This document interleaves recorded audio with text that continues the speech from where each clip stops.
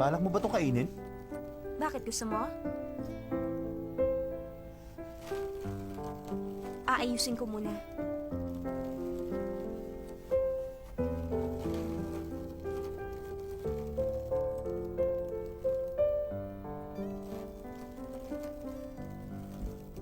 Ang lumang bahay nito, ang noodles at si Tommings, kahit paano ko isipin, hindi talaga magkabagay. Anong nakakatawa? Wala.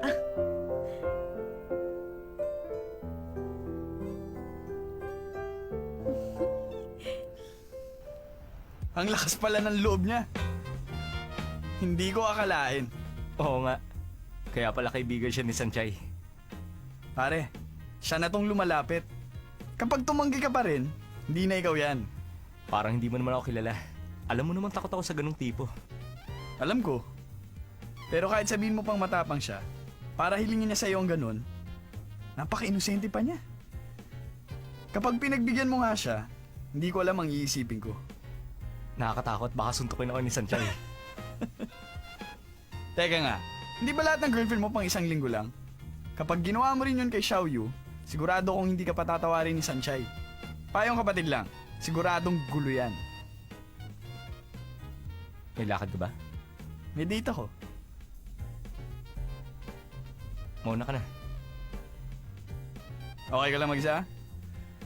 Wala rin naman akong gagawin. Okay. Diyan ka na. Sige, ingat ka.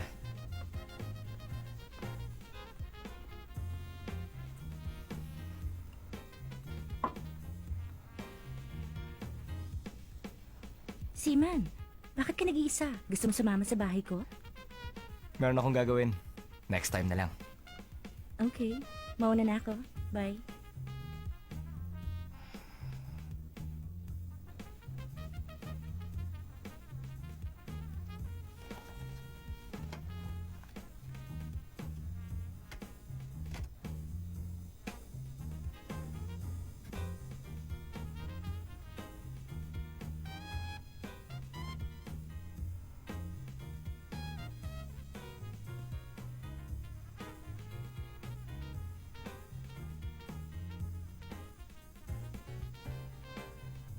Xiaoyu.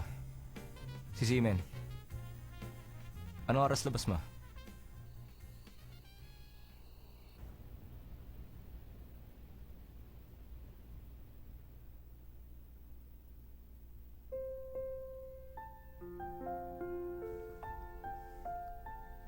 Bukas pa ang ilaw sa bahay ni Tommings.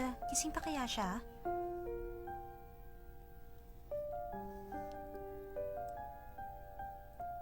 Ang baba ng kisame. Ang baho pa ng amoy dito. Sino kayo makakatulog? Sa ganitong klase pala ng kapaligiran nakatira si Sanchay.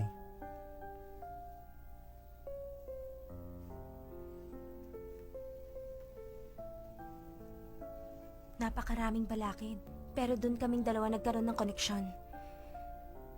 Sana magkaroon ako ng normal na pakikipagrelasyon. Pero nung magpasya akong maging kami ni Tommings, nilimot ko na ang pangarap na yon.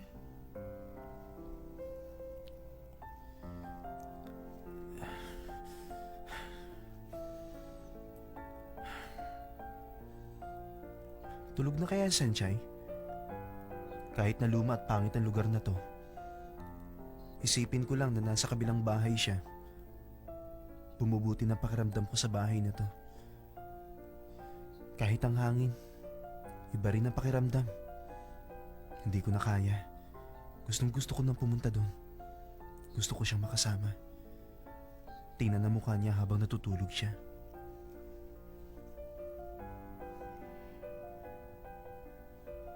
Naisip kong lagpasan ng tulay at yakapin ang mundong ginagalawan niya. Pero ngayon, tinalo ni Tommings yung mataas na pader sa pagitan namin at pumunta sa aking daigdig. Sa totoo lang, natutuwa ako. Gusto ko siyang puntahan para sabihin sa kanya yon.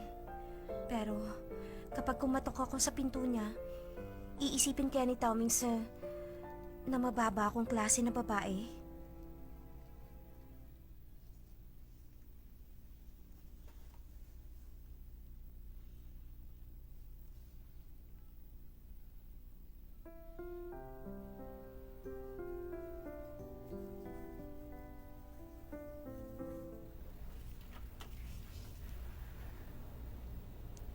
Ikaw pala. Pasok ka.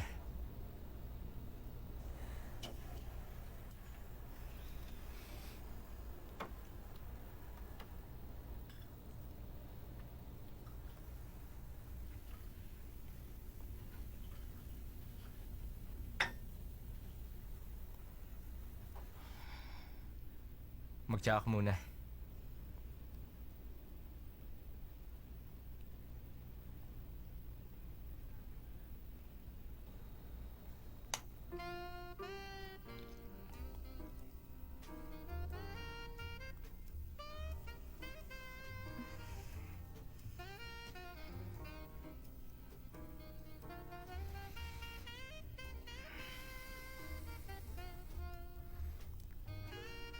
Ready ka na?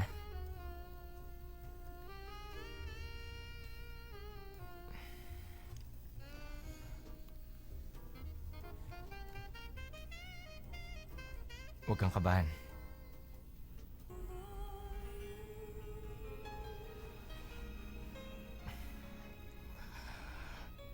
Huwag mong pahirapan ang iyong sarili. Dahil hindi ka naman ganyan. Hindi rin ako interesadong gawin ang bagay na yun sa isang babaeng nanginginig. Xiaoyu, ito ang alam kong pagtrato sa babae. Ito na ang buhay ko.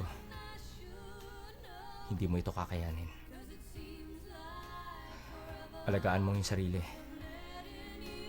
Tingnan mo nga, na hindi ka makatayo ng diretso. Gusto ko ang nararamdaman kong ito. Kaya ako naririto.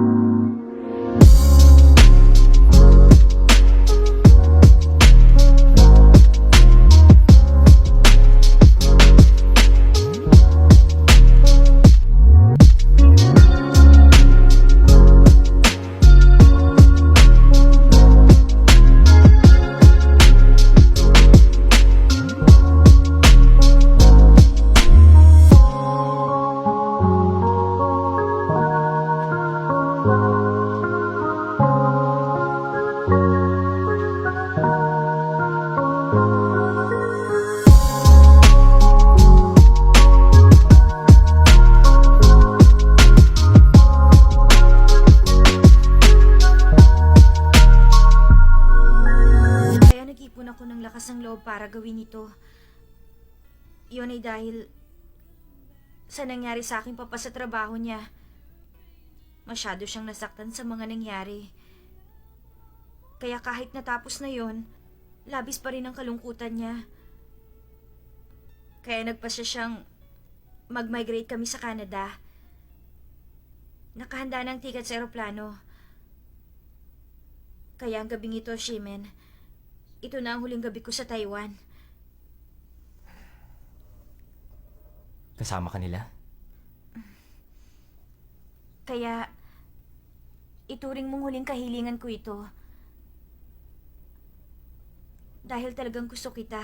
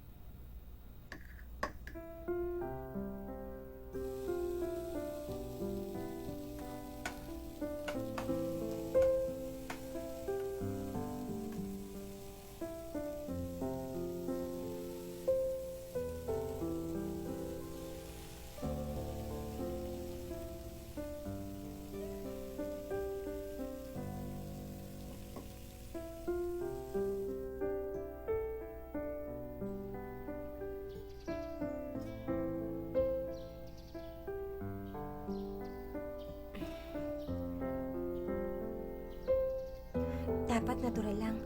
Baka kasi ibang isipin niya. Isa pa, nandito lang ako para magpasalamat sa ginawa niya.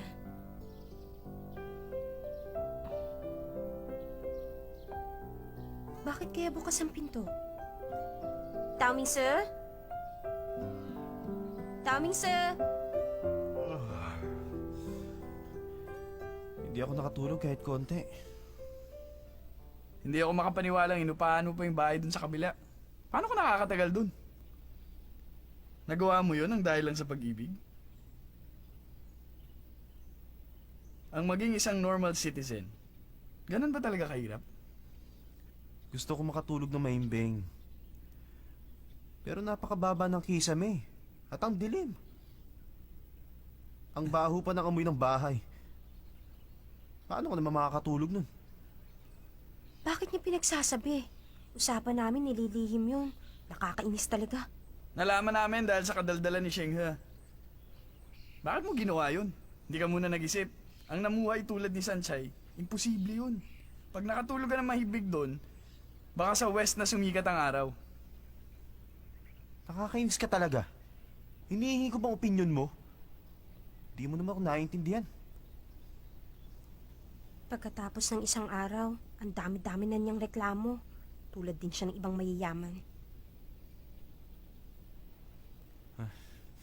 Hindi ko na kaya. Uwi na ako para makatulog. Hindi ka ba papasok? Kahit na alam kong mangyayari ito, masayang masaya pa rin ang pakiramdam ko. Kahit na alam kong hindi siya sanay sa ganito.